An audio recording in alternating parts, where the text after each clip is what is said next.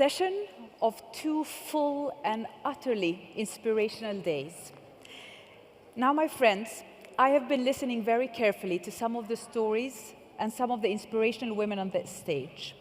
And one common thread, if we think about it, is that most, if not all, had what we at the United Nations would call a little bit of a strange terminology, but I'm sure you will get it, an enabling environment. What does an enabling environment mean? It means that they've had support, right? Many alluded to their mothers, others to their fathers, or had a very good education and environment that helped them reach where they are. Now, the reality is, my dear friends, is that many women all over the world, not only in the Arab states, but including the Arab states, don't necessarily have that enabling environment. So the question is what to do about it and why. Why it's important to ensure that is that there's a tremendous cost for women not participating in the labor force, not being able to thrive the way all of the women on this stage have showed us how they've thrived. And the cost is 575 billion per year. That's the cost that we pay in our region for the fact that women are not embarking on the labor force market at same levels as men. And the question is, what can we do about it, and who? Interestingly enough, very few countries, a handful of countries, have been able to surge women employment in the labor market. And we're happening to be in one of those countries, the Kingdom of Saudi Arabia. And what's common for most countries is that they've worked on a number of elements at the very same time. There's 3 distinct laws that when we change them, they have a direct impact on women's ability to not only be recruited, but also develop in the labor market. And these 3 laws are, I'm sure you already know what I'm alluding to, but it would be the maternity leave, and interestingly, paternity leave, and also laws that prohibits women from certain professions. So if you address these 3 laws, that's in itself a major tool to ensure women entering the labor market. But also it's about mindset, the way we think, and the attitudes we have towards thriving women, or women that thrive in whatever profession they wish. A couple of years ago, UN Women had a survey in the Arab states region, and it showed that still 50% of those we surveyed had questions about this very topic, women in the labor force. Interestingly enough, a couple of years later, we had the same survey, and the results were very different. Today, most of men in our region actually want paternity leave of 3 weeks or more. That's a surprising figure for a lot of policymakers, but it's the reality of our region. So that gives us great hope in terms of the work-life balance that I know that many women in the workforce are actually struggling with. Now, the fourth factor is, of course, the private sector. As you know, many years ago, most women entered the public sector. This was in the 70s and 80s. But now the public sector is shrinking. So the private sector is one of the most important platforms for absorbing the large cadre of educated and graduated women from our region. Interestingly enough, the private sector in our own region employs around 36%. So 36% of the labor force would be women and the vast majority of men. But here also there's a silver lining and there's some good news. I don't know if you've heard of the Women Empowerment Principles. These are 7 principles that any private company can sign up to. And one of them is to increase the proportion of women in the labor force. This region is the region with the highest number of private sector companies that have signed, or the highest surge of private sector companies that have signed the Women Empowerment Principles. So there's a lot of really interesting developments in the region, and all governments at the current rate are extremely interested in increasing women labor force participation, because we know by now the correlation between women's contribution to the economy and an increasing GDP, but also overall indicators in relation to human development that are spiking upwards when women not only are very well educated, but also enter and thrive in the labor market. But most importantly, in this particular area in terms of surging women in labor force is, of course, political will. Nothing can happen unless you have that strong political will from the outmost top. And we see that throughout our region in general, and specifically in the Kingdom of Saudi Arabia, which is utterly inspiring. We have a large-scale program together with 22 member states of the Arab states, but working in batches, of increasing women labor force participation by 5% in a relatively short period of time. And given that there are great opportunities in legal amendments, in working with the private sector, in social norms and mindsets that are rapidly changing, I am sure that we will in the near future be able to celebrate way larger numbers of women achieving and succeeding, similar to the ones that have been standing on this very stage today. I promise to keep it short, also to keep a very short session for question and answers. So I'm going to pause here and see if there's any reflection from the audience. Thank you so much for listening.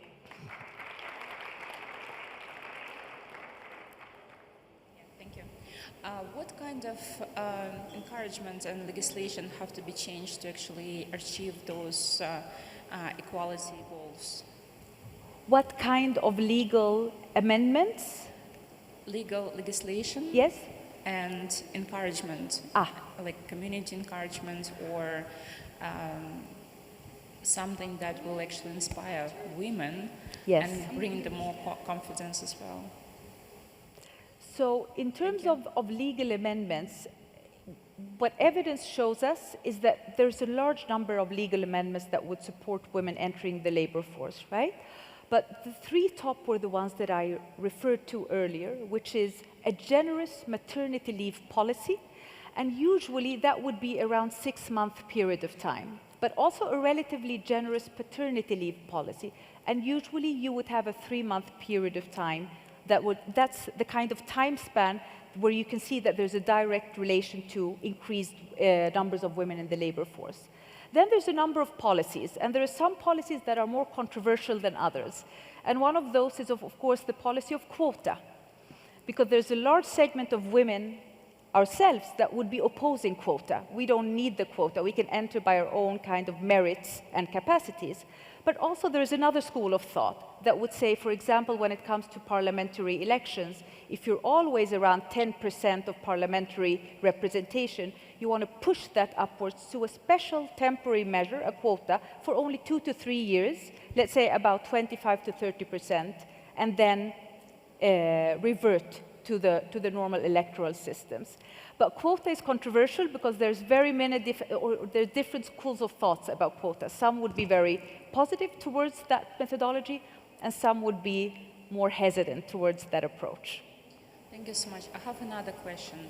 As a mom, and I know there is this law actually active in UK when you have only 6 months of maternity.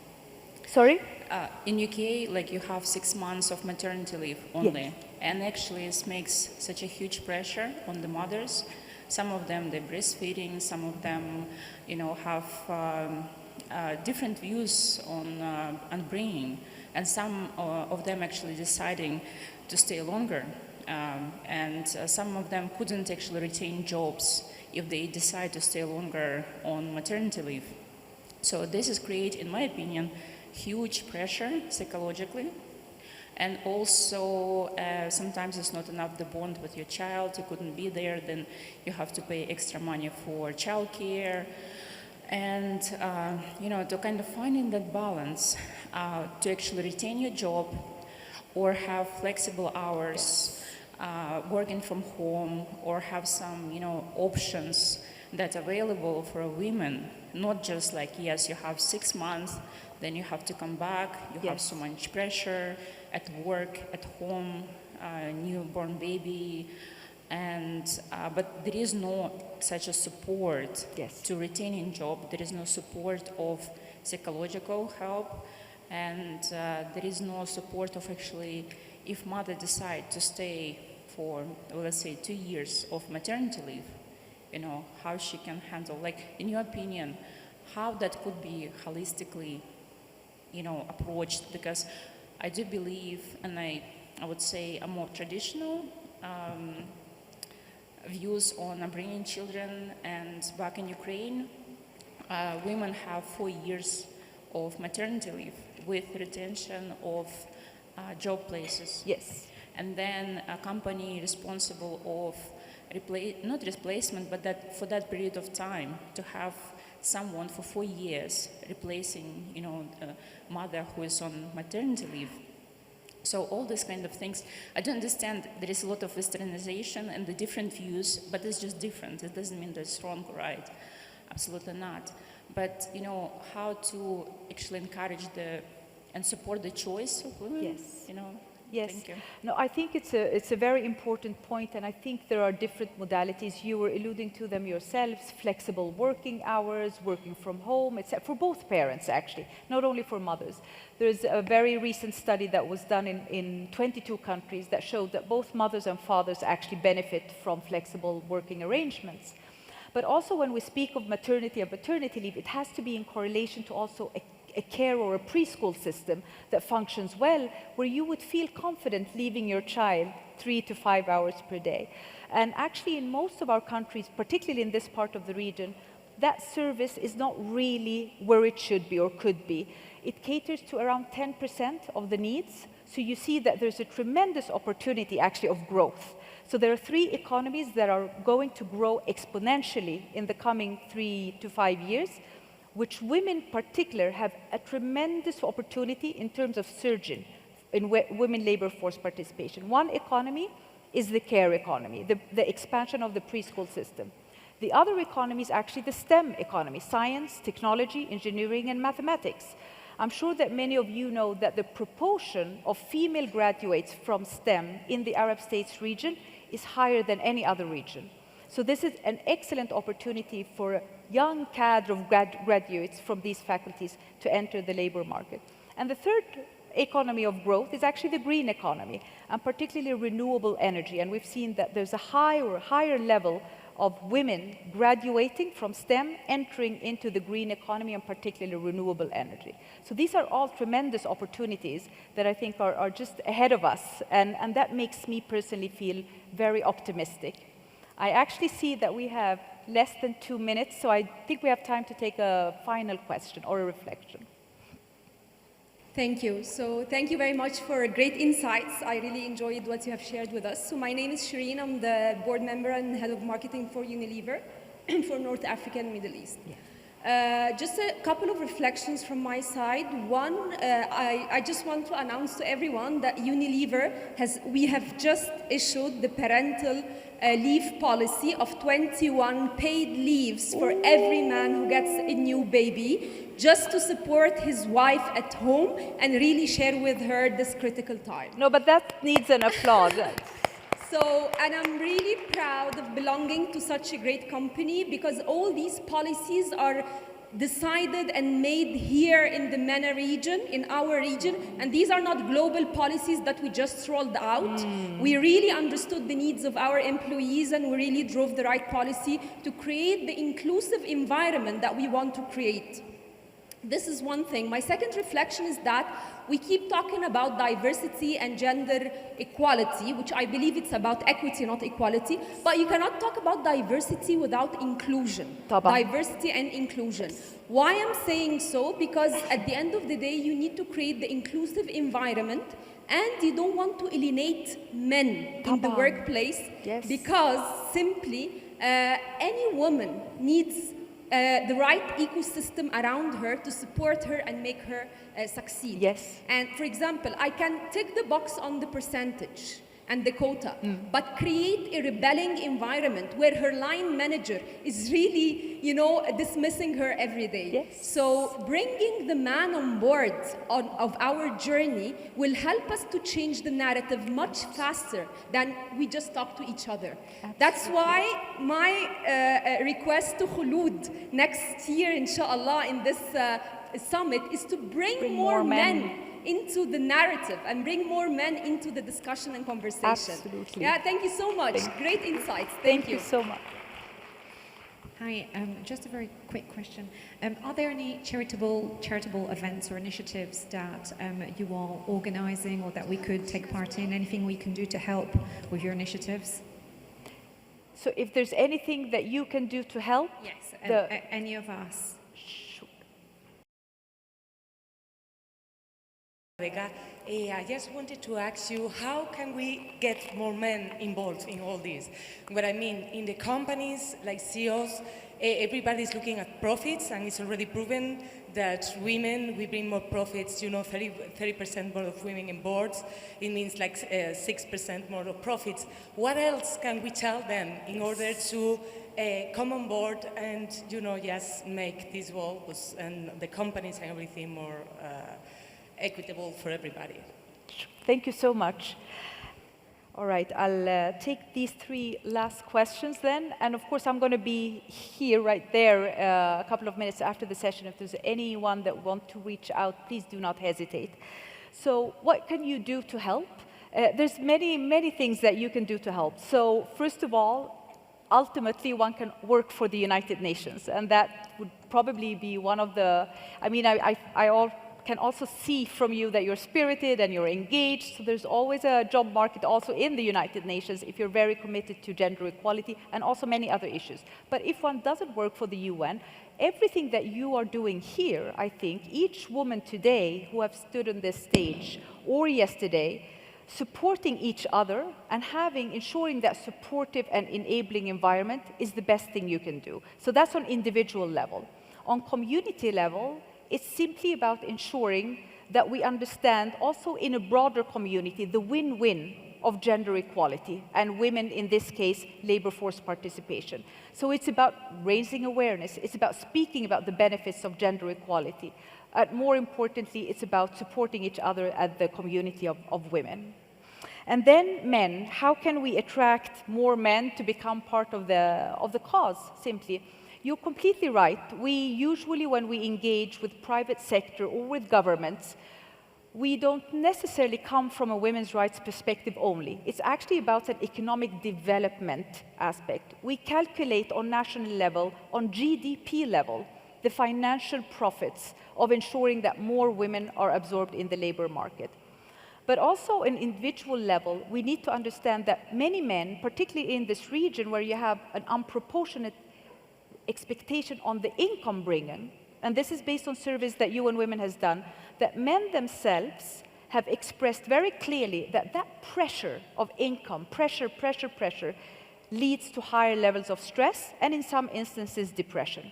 So there's a new and young cadre of men that I do think see very clearly the benefits of a more equal family unit at home, where you would help each other in the various forms and various platforms, where it's about taking care of a child or being part of the income-bringing spectra. And having those discussions with men is actually quite successful. We have a large program called Working with Boys and Men for Gender Equality. And the appetite of young boys particularly to be part of the conversation, I would say, is inspirational. And then your very important question was, how do we ensure that what we do is not optics, it's not ticking the boxes, but it's actually real? And I think one of you alluded to it, that we speak of, for example, recruitment. It's not necessarily about recruitment per se. It's about recruitment, it's about career development, and it's about following each other throughout the career path to ensure that it's not a tick the box. It's not about the number of women in your company, but it's how they're faring and how you allow a diverse workforce to fare. But as a concluding remarks, I really would like to say that if I would have been sitting at this stage 5 years ago, or even 3 years ago, I would have had a slightly more pessimistic outlook. But today, sitting here and sitting in KSA and in Riyadh makes me very optimistic, because this country have actually showed us that it is possible to jump in women labor force participation more than 10% in less than 8 years. And for that reason, I am extremely positive, and I also know that in the region overall, you have 22 member states that want to embark on that mission.